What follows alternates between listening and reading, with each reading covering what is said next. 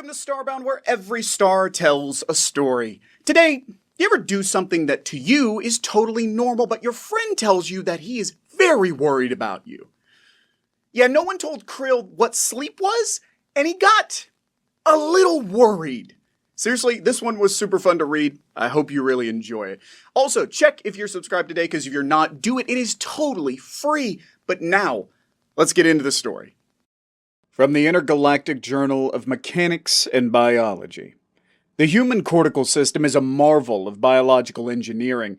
It has multiple backup systems with feed-forward and feedback processes. Damage the brain, and instead of death, you may simply damage only one area of functioning. In some cases, damage does not remain so long as other parts of the brain are repurposed to fill the role of the damaged cortical tissue. Humans had been under the impression for the longest time that their ability to regenerate neurons in the CNS was lacking. However, in comparison to other species with similar cortical structures, this ability is astonishing. Humans are the only species known to be able to survive damage to the cortical tissue. However, there is one great issue with the human brain, and that is its extreme use of energy, requiring at least 20% of the body's energy overall to keep functioning. Additionally, the human brain requires sufficient nutrition and hydration. Any number of these issues can impair functioning to such a complex organ. To add to this, additional memory processing can only happen when paired with sleep. Sleep is a construct not totally understood by the rest of the galaxy. While certain species are known to generate phases of reduced consciousness similar to human meditation, they do not demonstrate the complete shutdown of conscious function that humans do. For the complete functioning of this apex predator, the brain requires at least 8 hours of unconsciousness. In comparison to similar cortical structures, the process of sleep in humans is comparable to only one thing: death in other species. The ship was quiet, terribly silent, with only the distant thrumming sound of the engines. It was an odd fact about human space life. 8 hours or more of a solar cycle, the humans lay silent and unmoving, completely unaware of the world around them, lying as if dead. Now, after nearly a year aboard the human ship, Krill had gotten used to the odd fact, though it never ceased to amaze and, of course, still slightly terrify him. The first time this had happened, he had been horrified out of his mind. Nearly a year ago. It was his first day aboard the human ship, and he had spent the last 12 hours at Captain Veer's side, taking a tour of the ship and getting to know the human crew. The humans had been terrifying, but they had also been friendly, smiling at him with their sharp white teeth and predatory eyes. They had introduced him to their odd greeting behaviors, which they called handshakes and high fives. To his additional surprise, the humans had wasted no time in making fun of their human counterpart for the loss of his eye, still bandaged and heavily monitored by Krill and the other medics aboard the ship. Instead of feeling insulted, the man had laughed and joined in, declaring himself a Cyclops, and adding another thing for Krill's increasing list of things to find out about. Interestingly, after a while, Krill had noticed an odd behavior among the humans. They were significantly slowing down. Their eyes drooped, and occasionally one of them would open their mouth wide, take a massive breath as they did so. A yawn by one of them would begin a chain reaction to multiple other humans in the vicinity. Eventually, the captain laid a hand on his arm. "Well, Krill, that's the ship for you. Now go get some rest. If you have any questions, I'll be in my quarters." Following their captain's example, the rest of the crew slowly disbanded. The ship grew oddly quiet, and the humans had vanished. Krill wandered about the ship, marveling at the equally intricate structures and barbaric constructions employed by the humans. He had so many questions, and he was sure one of the humans would be willing to answer them. The problem was finding a human, as it seemed that there was no one aboard the ship. The lights were dimmed eerily, and there was no sound. Not the usual blabbering of humans echoing around, but the distant roar of the engines. Krill wandered around for some minutes, opening doors and peeking inside, but finding nothing. Eventually, he made his way towards the crew's quarters, peeping inside rooms and down hallways. One door opened before him into darkness with a quiet hiss, and what he saw there froze him in fear. An entire group of humans, flat on their backs, eyes closed, unmoving, and in various poses of distress. Some lay on their backs, others flat on their faces, all completely unmoving. Were they dead? Krill backed from the room, body thrumming with fear. What could have done this? What could have destroyed 10 humans without so much as a fight or a scream? This couldn't be right. He rushed to the next door as fast as he could, sliding it open with another hiss, only to be caught by the same sight. Humans lying in the darkness, unmoving, mouths open, some of them leaking a clear fluid. Krill backed away again. This was terrible. Horrible. What could have gone wrong? He needed to tell the captain. He needed to warn someone. Turning, he deflated the hydrogen sac at his back, giving him greater mobility to scurry over the ground, down the hall and up the stairs to the captain's quarters. Even here, there were no sounds. He hurried down the hallway and towards the captain's door. There came the same hiss as the door folded inward, opening up into the darkening void. Oh no. And there he lay, curled up on his side, knees drawn to his chest. Krill would have guessed that his posture was defensive. His head was down, chin covering his neck. His knees were drawn up, blocking the exposed frontal organs. Had something attacked him? Killed him as he defended himself here in the dark? Clear fluid oozed from the corner of his lips, glittering dimly in the light. His body was only slightly colder than it had been before. He must have died recently. Krill took a tentative step forward into the room. It was just him now, and he had to figure out what happened. He stepped a little closer, foot knocking lightly into a boot, which was discarded on the floor, and the corpse jolted upwards. Krill let a shrill cry of horror. The corpse let off a similar yelp of surprise and leaped to his feet. A light flashed on somewhere. Krill staggered backwards, tripping over another boot and falling to the floor. The corpse lurched around for a moment, cursing and covering its eyes before saying, Krill! Oh, what's going on? Krill tilted his head in confusion. Captain? No, the Easter Bunny. Yeah, it's me. Oh. The human blinked a foggy green eye at him. What the hell are you doing? Krill stammered. The rest of the crew, I think they're dead. He was shaking heavily. The captain narrowed his eye in confusion. Dead? All of them? Were they still breathing? Krill shook his head. Well, they weren't moving, that I could see, and their body temperatures were very low. The captain paused and sat back on the squishy bench with a subdued chuckle. Krill, the crew is asleep. Asleep? He asked in confusion. The captain nodded. Yes, asleep. It's when we shut our bodies down to, preserve energy or something. It helps with learning and memory, and it cleans things out. It also speeds up the healing process. He motioned to his recently lost eye. Very important if you want to avoid infection. And I need at least 8 hours of it, so if you don't mind... Sorry, Captain? Krill said while shuffling away awkwardly. The human waved, confusing him even more, as he returned to his supine position. It's all right, Krill. It never occurred to me that you guys didn't sleep. Everyone I know personally does it. After some more of these scary nights, as the human called it, weird since there was no solar body which would cause such a cycle in a spaceship. Or was there? Krill would rather not want to visit engineering and find out about their power source. With permission from the captain, Krill had been allowed to run some tests in order to observe this sleep. Using advanced imaging techniques, Krill was able to recreate what the humans felt and saw during these times, while also monitoring their physiological functions. What he found was terrifying. The captain closed his eye and grew very still. At first there was nothing, but after a few minutes the heart rate began to slow dramatically. It dropped from 80 to 70, then to 60. At 58, Krill panicked, waking the human with a sudden jolt and a curse. "Human! Are you okay?" he asked hesitantly. I won't be if you startle me like that again.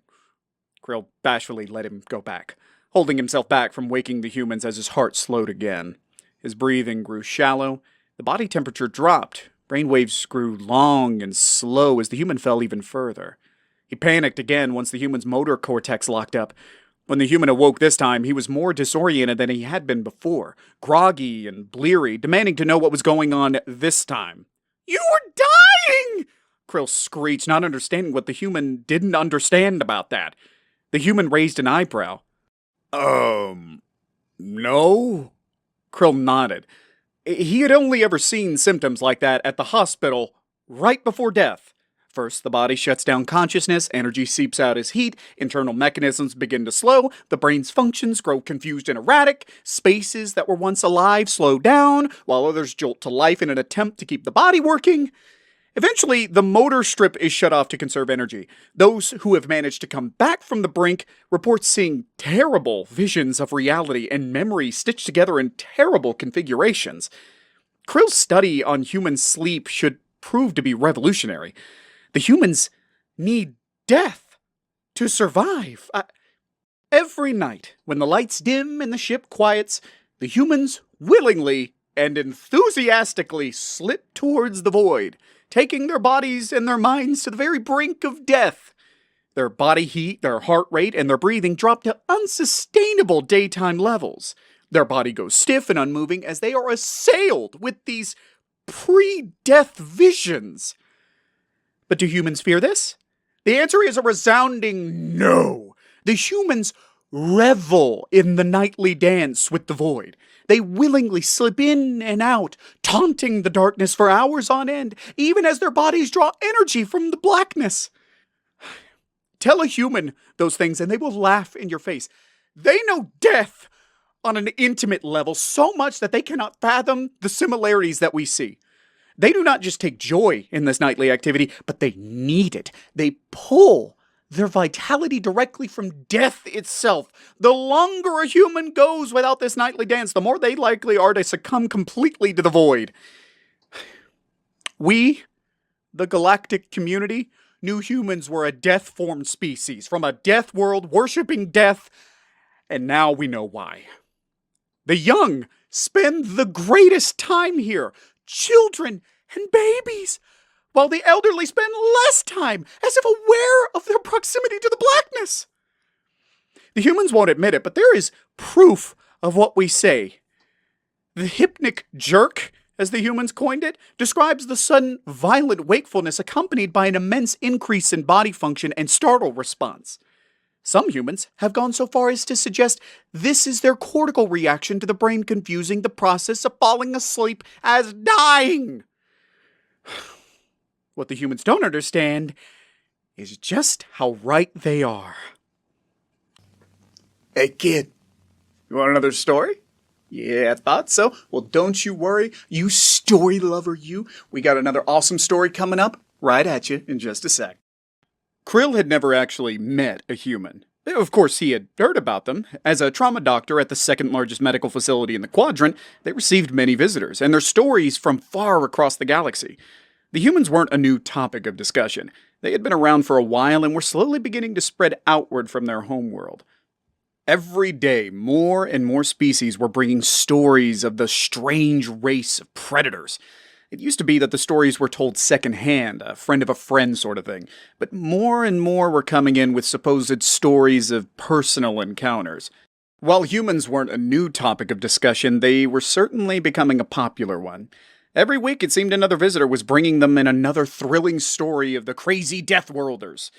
Krill doubted many of the stories. As a medical professional, he relied on hard science facts, and was not one to be prone to flights of fancy.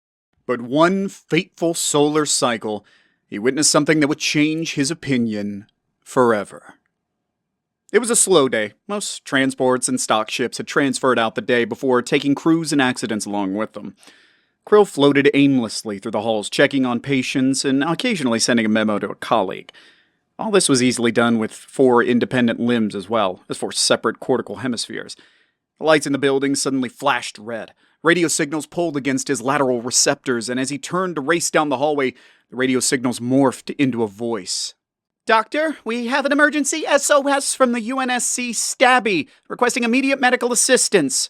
The words used were unfamiliar to Krill as he took the next hallway at speed. Species? Scans indicated as a human freelance ship. If it weren't for his medical training, he might have stopped in shock. Repeat? Humans! It's humans! I'm sending the biological map now. The radio signals morphed, and the lateral cortical zone of his right posterior unit decoded the image. The shown human was an odd creature. 10 units tall, bipedal endoskeleton with 2 attached cortical hemispheres, heavily carbon-based, running by a circulatory pump and a complex set of smooth muscle tubes. With advanced medical training and 4 cortical hemispheres, he knew enough at the moment to perform most of any emergency medical operation necessary. Upon seeing the biomap, he was almost 100% sure those stories about these creatures he had heard had been false. It did not seem that special. Floating to a stop in the main medical unit, he waited with 2 supporting staff as they listened to the roar of the ship's engines approaching from the sky. Sanctum's rings! Those engines are loud. The doors ahead burst open, and 3 of the creatures rushed in, pushing a 4th in a weird contraption Krill could best describe as a crude metal chair with wheels. Long waves of electromagnetic radiation indicated a burning red color, painting the front of the 4th creature. As a second thought, he quickly flipped on his universal translator. "It's gonna be alright, Captain. You're gonna be fine, just don't move your head." Crow quickly noted the universal medical patch on the human's right upper limb. It must be an emergency if they were forced to bring him planet-side. But blocked as he was, he could hardly see the 4th figure painted in slow waves, neck immobilized by a stiff foam collar. A figure beside was helping to hold the creature in an upright sitting position. Stopping in the center of the room, the 2 humans up front moved to make way. He had never seen a sight so gruesome. Or if he had, it had only been during a post-mortem examination. He hoped the humans were not capable of picking up the high-amplitude shrill he let off upon sight. The human male sat very still in the chair, head tilted slightly back. The origin of the red color was a liquid substance, which he now identified as human blood. It had dripped from the creature's right ocular socket around the edges of a sharp metal rod protruding from its center. Around him, the other humans were frantic, letting out terrified little wails as they looked on. A couple quick calculations. That was too severe. The rod would have pierced cortical tissue. The human should be dead, either through the wound or the following shock. He had to be. If medical school had taught him anything, it was that brain injury was impossible to survive. Quickly, Krill threw off his horror and moved forward, expecting to find the human circulatory pump non-functional. But a quick scan showed the organ to still be pumping, and doing so at a slow rate of 66 beats. How could this be? Hey, Doc. Krill nearly leaped from his skin as the human spoke, tight-lipped and very still, its other eye opening to roll towards him, blurry and out of focus. Another squeak of horror. Could you help me out here? I think I got something stuck in my frontal lobe. He suddenly didn't know what to do with his hands. What madness was this? Not only was the human not dead, but he was speaking? It's impossible! Captain, just please don't talk, the other human begged. Just listen to me for a sec. And stop freaking out. I'm the one with this damn thing sticking out of my brain. The group around him got quiet. Krill moved forward, although still shocked. His medical training took over and he started doing an albeit slow examination. "Do you feel pain?" he asked in shocked curiosity. The human's one good eye squinted, thoughtfully. No. How can... The doctor looked at him. "The human brain can shut off pain when needed. He will feel it more when the shock wears off," came the answer from the medical human. "You can shut off pain?" Thank the Lord. The eyeless human muttered quietly. How did I get an accidental lobotomy? What's a lobotomy? We'll talk about this later. Do you mind taking this thing out of my head first? Turns out Krill would have rather not known what a lobotomy was. Barbaric humans! But still, he was fascinated. Never had he met a species that was capable of surviving brain injury of any kind, and surely not to this magnitude. Any other species other than a human would have perished in an instant. The shock of such trauma alone would have been enough to kill. But instead, the human's brain had shut down the pain and calmed the human even despite the damage. After treating the wound, Krill had performed a complex surgery to remove the object. The amount of brain damage would have been extensive in any other species, but their ship's medics seemed relieved upon seeing the images. The eye socket had been broken. The eye itself had been mutilated beyond repair. But that didn't seem to bother the human. As Krill found out after more observations, it was already functioning with a robotic leg and had scars seemingly following his nerve system and subdermal skeleton on the outside of his skin. with the bulk of it being around his spine. As to where these scars came from, neither of the humans could give him an answer, and the captain certainly would not give him one, looking away seemingly troubled and babbling quietly about military secrets and things he'd rather not dig up yet. Who would have thought these stories were true? Who would have thought I'd be shipping off with a group of humans the next week? Certainly not him. Not yet. Though the human's physical properties started to spark a great interest he would look more into. Who would have thought the ability of a human to survive traumatic brain injury?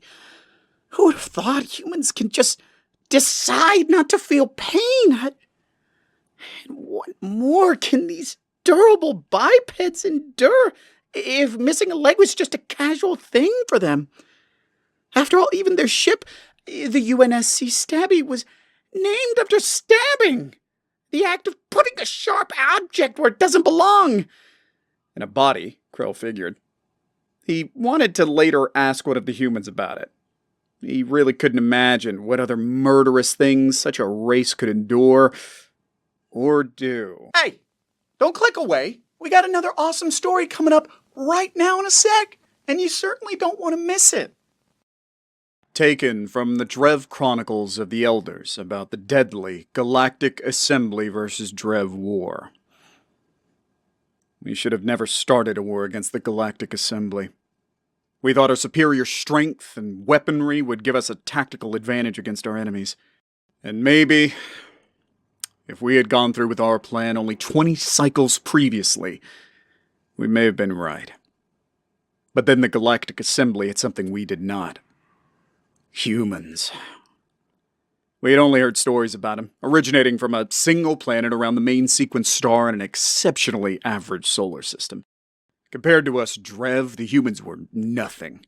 They were soft and breakable with thin endoskeletons and a skin thin enough to puncture with ease. They were bipedal with 2 additional limbs, not particularly strong like we were, or smart, like those tiny Vrol. Their weapons were fine enough, we gave them that. But even with the help of their supposed Death World species, we were sure to win. We, the Drev, we were truly indestructible. 10 feet tall, 6 limbs, and an exoskeleton which required armor-piercing weaponry. When the Galactic Assembly threatened to send human units, we laughed. For we truly understood war like no other race before us. We were raised in war, shaped by war, and we died in the glory of war. No, did we die. But we were not wrong. Not at first. We cut through the humans. We parted them like a fleshy wave. We spilled their fluids on the ground until the valleys ran red with their blood, and their cries boiled into the sky. Sure, they were a worthy foe. They had tactics, and they had bravery, and their weapons were damaging, but they were not as strong as we were. But then, they came back. And they were stronger. They didn't die. We tore their limbs from their bodies and their organs from their insides. We painted the rocks with their blood and saturated the sky with their screams, but they just did not die. I remember seeing the first creature walking up the rise. He marched with the sound of clattering metal and his eyes burned with a false light. We tried to destroy him, but his body would not break. What once would have been torn into bits by us now deflected our weaponry. Bodies, which were once so weak we could rip them apart with just 2 of our arms, our backs that once only took a leg to break were now so durable that we could do nothing. Limbs of flesh had been built with steel and titanium. Oh, we didn't kill them. We gave them permission to evolve. In other wars, we had known that removing a limb was enough to remove a soldier from the battle, but this was new. This was horror. The humans were not crippled, deserving death. They were improved, and we led the way for them to do so. They did not die. They replaced their limbs with iron, stronger and faster. When their eyes were gone, they replaced them with thermal, infrared, and ultraviolet. They wired targeting systems directly into their brains. When their ears were gone, they replaced those too. When their hearts failed, they pumped their blood with machines. When their lungs deflated, they created bags for that too. Feet gone, they replaced them with rockets. No species from our side of the galaxy had ever stood against us. But these, they took their defeat and adapted. Never had any race thought to mesh flesh with machine. It was preposterous. It was insane, but they did it. They wired electrical impulses into their own nerves. They ripped themselves open and replaced what was inside. They unmade their humanity and still remained human. We couldn't understand it. And now, in turn, they swept through us like a wave. They took us to our knees, then to our graves. We had only one option left. An option never before taken by the Drev. We surrendered. I remember the moment on my knees before that creature. One leg, no arm, no eyes, staring into my soul. And then he offered me his hand and smiled. Here was a creature we had ripped apart until he was barely flesh, but he still smiled and said, "You guys are some tough bastards, you know that?" Honestly, we didn't know anything about tough.